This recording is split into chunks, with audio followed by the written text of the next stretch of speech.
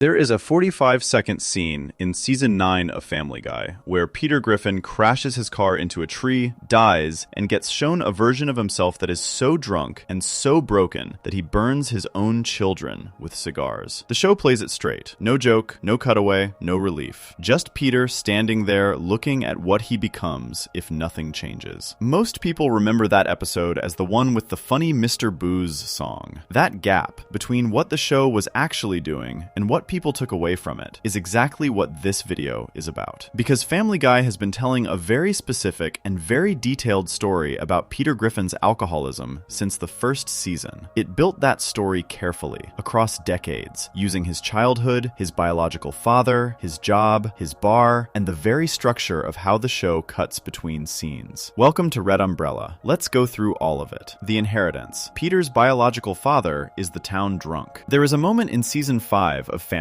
Guy where Peter Griffin travels to a small village in Ireland, walks into a bar, and finds his biological father for the very first time. He has been looking forward to this his whole life. He has grown up without a real dad, raised by a cold, strict, religious stepfather who told him regularly, sometimes as a joke, sometimes not, that he was not his son. So Peter crosses an ocean to find the man who actually shares his blood. And what does he find? A drunk. The town drunk, specifically. A man named Mickey McFinnigan, who drinks so much and so reliably that the people of the village consider it an honored position. Not a problem, not a shame, an identity worth having. Peter is horrified for about 30 seconds. Then the show does something genuinely interesting. It lets Peter sit with the idea. The locals explain that Mickey is respected for what he does. That being the town drunk in this particular corner of Ireland is something people look up to rather than look away from. And slowly, almost without noticing it, Peter stops being horrified. Because somewhere underneath the shock, something in him recognizes what he is looking at. He is looking at himself. He just did not have a word for it before. The episode is called Peter's Two Dads. It aired in February 2007 in the 5th season, and it is probably the most important piece of backstory the show ever gave Peter when it comes to understanding why he drinks the way he does. Before this episode, Peter's drinking was a running joke. After this episode, it has an origin. Not an excuse, an origin. There is a difference. Here is what the episode actually tells us happened. Peter accidentally kills his stepfather Francis at Meg's birthday party. He is dressed as a clown. He rides a unicycle down the stairs and falls on top of Francis, and that is that. Francis dies. And Peter, feeling genuinely bad about it, decides to quit drinking because he blames alcohol for what happened. He gives up beer, he tries crack cocaine instead, which Brian points out is not a great substitute. He visits a hypnotherapist named Bruce, who helps him dig into his memories. And somewhere in there, Peter uncovers something he had buried. A memory of Francis standing over him as a child, as saying the words, "I am not your father." Not a metaphor, not a figure of speech, literally telling a young Peter that the man raising him shared no blood with him, and apparently had no interest in making young Peter feel okay about that. Peter brings this to his mother Thelma, who confirms it. She had an affair with an Irishman many years ago. His name was Mickey McFinnigan. She had no contact with him after that. Peter is now a grown man with 3 kids of his own, and he is only just now learning who his actual father